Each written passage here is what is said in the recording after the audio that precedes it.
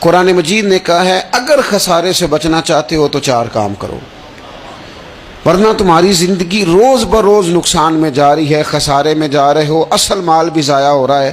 یہ 4 باتیں اگر تم اپنے اندر پیدا کرنے میں کامیاب ہو گئے تو تم خسارے سے بچ گئے۔ کون کون سی؟ الا الذین آمنوا، ایمان لاؤ، پختہ ایمان، یقین کامل کی دولت، یؤمنون بالغیب، غیب پر ایمان، طاقتور قسم کا ایمان، ایسا ایمان کہ جو انسان کو اتنا پختہ کر دے کہ اس کے لیے نیکی کے راستے پہ چلنا آسان ہو جائے اور بدی سے خود بخود اس کی طبیعت چاٹ ہونے لگے۔ پختہ ایمان ہو، مضبوط، وعاملوا الصالحات، اور پختہ ایمان کے بعد پھر اعمال صالحہ سے اپنے آپ کو آراستہ کرو۔ تمہاری زبان سچ بولے، تمہاری آنکھیں شرم و حیا والی ہوں، تمہارا وجود جب بھی قبول کرے رزق حلال ہی کو قبول کرے، سوچیں ستھری ہوں، نظریات پاکیزہ ہوں، طبیعت خیر خائی والی ہو، کسی کے لیے اچھے جذبات رکھتے ہو،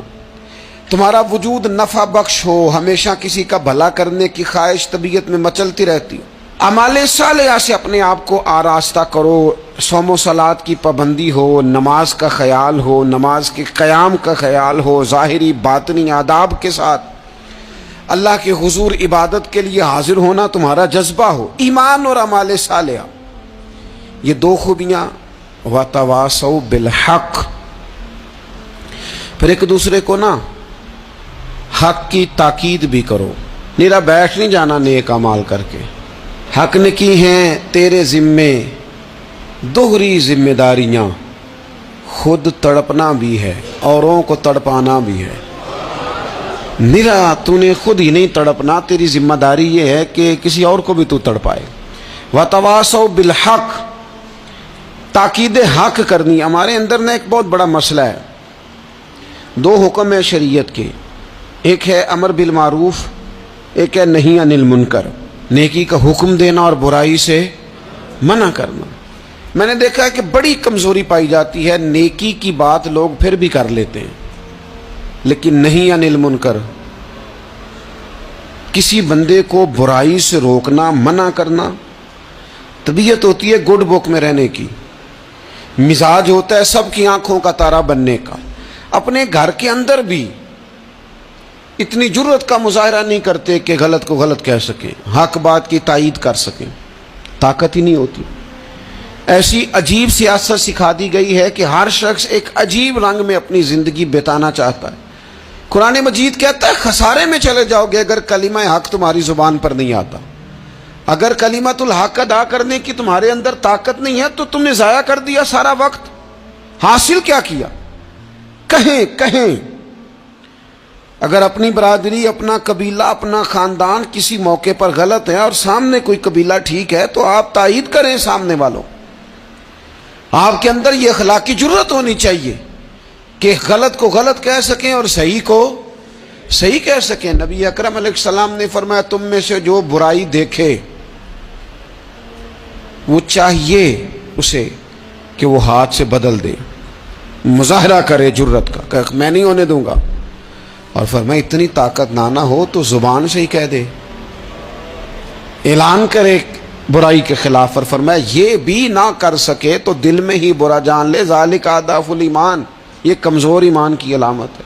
تو حق بات کا مزاج، او جی میں نے اپنی قبر میں جانا ہے، او میاں آپ کے ذمہ اللہ تعالیٰ نے قانون لگایا ہے، کنتم خیر امۃ اخرجت للناس تأمرون بالمعروف وتنہون عن المنکر، تم نے لوگوں کو بھلائی کا حکم دینا ہے اور برائی سے منع کرنا ہے۔ غلط کام ہو رہا ہو تو آپ غلط کو غلط ہی نہیں کہیں گے، آپ کی طبیعت اس طرح کی ہو جائے کہ آپ بات چپ سادھ لیں، آپ کی زبان پر کسی مظلوم کے حق میں کوئی کلمہ ہی نہ آئے۔ ایک بستی میں 2-3 لوگ بڑے نیک رہتے تھے اور باقی بستی ساری گناہوں میں، معاذ اللہ، اللہ کی نافرمانیوں میں، حدوں کو توڑنے میں مشغول تھی۔ اللہ کریم نے فرشتوں کو حکم دیا کہ اس بستی کو الٹ دو۔ فرشتوں نے عرض کی مالک وہاں تیرے 2-3 نیک بندے بھی تو رہتے ہیں، تو رب کریم نے فرمایا سب سے پہلے انہیں تباہ کرنا۔ مالک نیکوں کو، پرہیزگاروں کو، اور میں یہ کس طرح کے پرہیزگار ہیں، خود تو نمازیں پڑھتے رہے اور میری نافرمانی دیکھ کے کبھی ان کے ماتھے پر شکن تک نہیں آیا،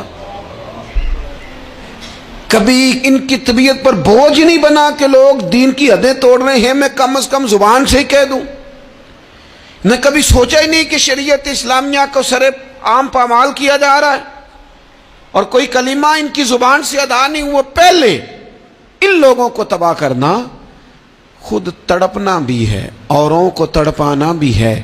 اپنی زندگی میں حق کہنے کا مزاج پیدا کریں، کسی کو روکیں کہ میاں یہاں تو غلط ہے۔ ہم سے لوگ مشورہ لینے آتے ہیں، ہم ہاں میں ہاں ملا کے گزر جاتے ہیں۔ اگر آپ کو محسوس ہونا کہ سامنے والا بندہ جو آپ کے پاس بیٹھا ہے وہ بات درست نہیں کر رہا تو یہ جرأت پیدا کریں، اگرچہ حکمت سے کہیں، دانائی سے کہیں، اچھے جملوں کا چناؤ کر کے کہیں، لیکن اس کو کہیں، اس کو سمجھائیں کہ یہاں تو بھی غلطی پہ ہے۔ اور غلطی دلیر لوگ مانا کرتے ہیں، دلیر لوگ، بزدلوں نے بھی کبھی غلطی مانی ہے؟ بزدل تو اپنی غلطیوں پہ دلیلیں دیتے ہیں، نہیں میرا یہ مطلب تھا، نہیں میں یہ۔ بزدل ساری زندگی کہتے ہیں میں ناکام ہوا فلانے کی وجہ سے، میں پیچھے رہ گیا فلانے کی وجہ سے۔ او خدا کے بندے تو بزدل ہے، اس لیے تو نہیں، اگر تو طاقتور ہوتا تو کم از کم اپنی غلطی تو اپنے کھاتے میں ڈالتا، تو اپنی غلطیاں بھی کسی کے کھاتے میں ڈال رہا ہے، یہ بزدلی ہے۔ تو فرمایا ایمان لائیں، اچھے اعمال کریں اور حق بات کی تاکید کریں۔ اچھا جب حق بات کی بات کریں گے تو یہ ہو نہیں سکتا پھر تکلیف نہ آئے، پھر مخالفت نہ ہو، پھر ساری دنیا ٹھیک ہے، یہ ممکن نہیں ہوتا۔ اب مشکل آئے گی تو فوراً کہا وَتَوَاصَوْا بِالصَّبْرِ، ایک دوسرے کو صبر کی وصیت کریں۔ مشکل تو آئے گی، جب آپ حق بات کہیں گے تو کچھ لوگوں کے مفادات پر چوٹ بھی لگے گی، کچھ لوگ مخالفت بھی کریں گے۔